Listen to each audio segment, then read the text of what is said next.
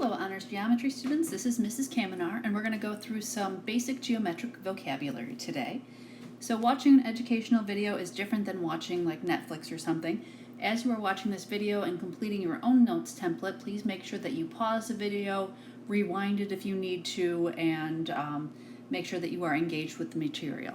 We will go through this the next time that we see each other if you have any questions. Alright, so this is going to be our basic geometric vocabulary that's going to serve as the foundation for everything that we do throughout the entire course. So it's super important that we understand these basic terms, how to name them, label them, and how to interact with them. Alright, so our essential question for today is how can we precisely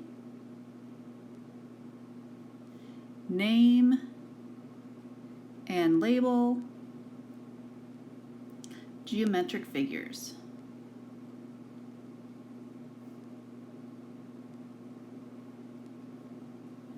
Alright, and this is going along with Learning Target 1A where I can precisely define geometric figures.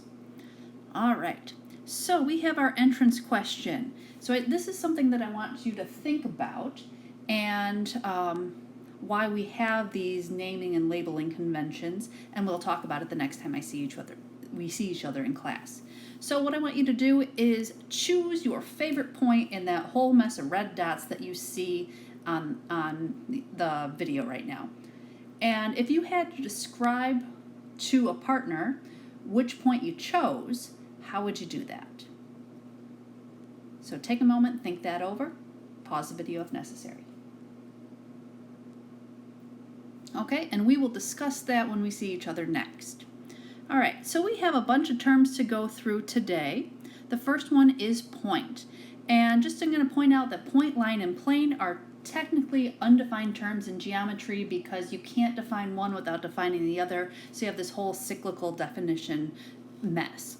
But we're going to come up with our way of defining them. So a point is a location, it doesn't take up space, and it's named by a single capital letter. So we might have something like that. And if we were talking about it, we would just write out point A. Next thing on our list is a line. It is a straight arrangement of points. So think about points all lined up together, going on forever in both directions. And we name it by 2 points. So with a line, we're going to have these little arrow guys hanging out at the end. And I might throw some points hanging on there. And I name it with 2 points. So I might name this line AB with the 2 arrows up above. I can pick any 2 points on that line in order to determine it, but it's exactly 2 points. Okay. Next up, we have a line segment, and think of that as a portion of a line, and it's named by 2 endpoints and all the points in between them. So it might look like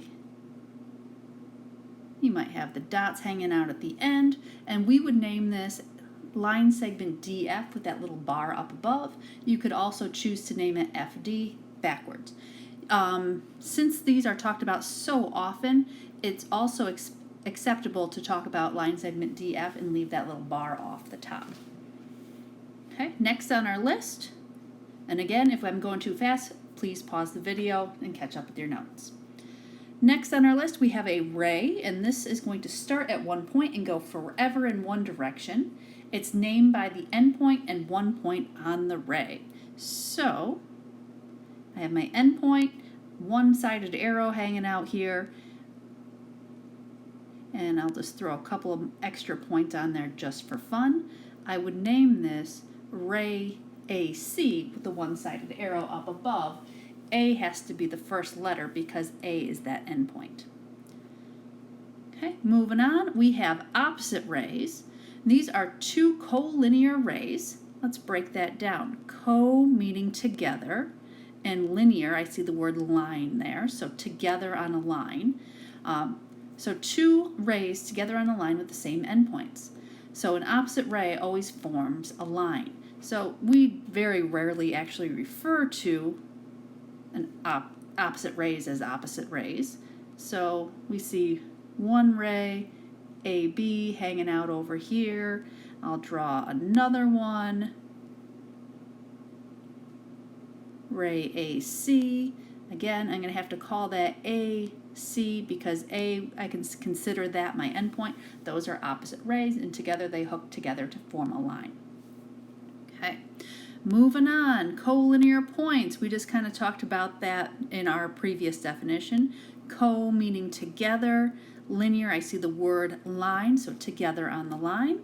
So collinear points are points that lie on the same line. So if I have a line hanging out here, and another point hanging out over here, I could say that points X, Y, and Z are collinear.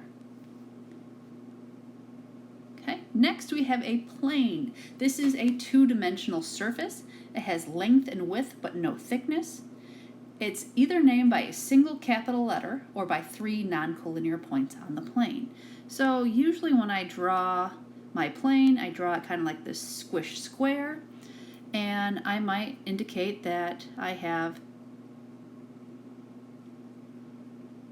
a line on here, another line over here, so I might name this plane A, B, C, because not all three of those are on the same line. Or there might be a single capital letter hanging out over here. I could call that plane J. Okay, so it's a single capital letter, and our book, for whatever reason, usually uses a single capital cursive letter, but either way works. Okay, next one we have coplanar. Again, we have that root word co for together. Planar, I see the word plane in there, and those are points that lie on the same plane or lie on the same surface. So if I have my plane over here and I have some points hanging out, I might show that something else is hanging out over here. I might even be able to draw this weird looking, and it's hard to visualize, but I might be able to draw this. That line CD is kind of like stabbing through the plane. So D is off the plane, but C is still hanging out on it. Okay. Next thing up is a postulate. This is a basic rule of geometry, and we can assume that, we just assume that all postulates are true. Okay, so we'll come across a couple of postulates as we go through. Just know that we are assuming that they're true. We can't prove that they're true, we just assume it. Okay, and then next we have theorems, and with theorems we have proven that they're true. So as we go through our textbook throughout the course of the year, we'll talk about theorems, we'll talk about postulates. Postulates we just take for granted that they're true, and theorems we're going to have to prove that they're true, and we'll get more into that later on. Cruising along, we have parallel lines. Those are coplanar lines that do not intersect, so they have to be on the same plane. Okay, and let me zoom in here. All right, so on the same surface. Okay, A, B, C, D. So notice that these are never going to crash into each other. The way that we might label on this diagram that A, B, and C, D are parallel is with the same number of arrows. Lines that have, or line segments that have the same number of arrows are going to be considered parallel. All right, if we wanted to write this out, we could talk about line AB. Notice I'm using the double arrow up above. And I can use this slash slash guy, and this slash slash, that means parallel. So line AB is parallel to CD. This is how I would write it out in shorthand. Okay. Moving along, we have perpendicular lines. Perpendicular lines are lines that cross at a 90 degree or right, depending on how you want to refer to it, both are correct. They cross at a 90 degree or a right angle. Okay, so perpendicular lines. Here's one line. I'll call that AB again. I'll throw another line on here. I'm just going to move this over a little bit. CD. Okay, So these are lines that are crossing at a 90-degree angle. The symbol we would use to show that those are perpendicular is this little box thing, or little square. So if you see that, that's indicating that those two lines are perpendicular. If you wanted to write it out, we would say, again, I'm going to use the double arrows for line AB, and then the symbol for perpendicular is this upside down T. So line AB is perpendicular to CD using the double arrows. Again, this upside down T thing means perpendicular. Okay. Cruising along, we have our midpoint. This is a point that divides a segment into two congruent segments. Congruent, we're going to think about same size. Okay, so we have a line segment, so I got my endpoints hanging out, little dots on the end. Okay, so here's my AB. I'm going to eyeball in, here's my midpoint, and I'm going to name it M.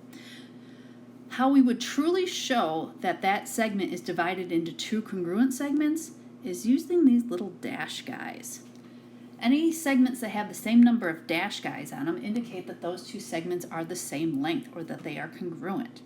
If we wanted to write this out, we could say that AM, line segment AM, either with or without the bar up above, either is acceptable, is congruent, and our congruent symbol is this equal sign with a squiggle up above it.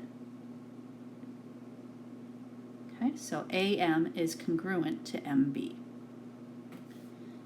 Okay. We've already talked about parallel lines, but we just have the symbol hanging out there, and again, our symbol for perpendicular lines. Two more things. We have bisectors. We have a perpendicular bisector and an angle bisector. A perpendicular bisector is like a combination of a perpendicular and a midpoint. So it's a line, segment, or ray that is perpendicular to a segment and its midpoint. Okay, so we have to start with a segment. Okay, so we have segment AB. Okay, and I'm going to eyeball in that midpoint hanging out here. If it's truly the midpoint, I'm going to cut that into two equal pieces. Okay, it's a line, segment, or ray that's perpendicular to a segment at its midpoint. So I might go ahead and draw in a ray X, Y. Okay, notice that it's passing through point M. Okay, it can't chop that ray in half because a ray goes on forever. Last symbol, we need to show perpendicular bisector. We need the square in the corner to show perpendicular. So notice we have two things hanging out here, the perpendicular square as well as the dash guys to indicate bisecting or cutting into two congruent pieces at the midpoint. All right, last one is an angle bisector, and this is a ray that divides an angle into two congruent angles, so two equal pieces again. All right, so I'm going to start with my random angle. Okay. So this angle, I'm just going to throw an A on there. I can call that angle A. Okay, but I'll put some other things on there. I can also, in this case, put three letters on there. I can call this angle BAC or angle CAB. All three of those would be appropriate names for this specific angle because there's only one there. Okay, so this is our angle. We want to divide this into two congruent angles with our ray. So I'm going to start at A, and I'll throw an X at the end here for ray AX. If I want to show that I'm cutting this into two congruent or two equal size angles, I would put in this little half circle dash piece to indicate that those two chunks are equal. All right, so if we see those chunks, that's going to indicate we have an angle bisector. If we wanted to write out that relationship, we could say that angle BAX, also okay to call it angle XAB, is congruent, again we're going to use the equal sign with the squiggle up above, is congruent to CAX. All right, that does it. So please take a moment, reflect on what you have learned, and then check out Blackboard for today's homework assignment. I will see you in class. Bye.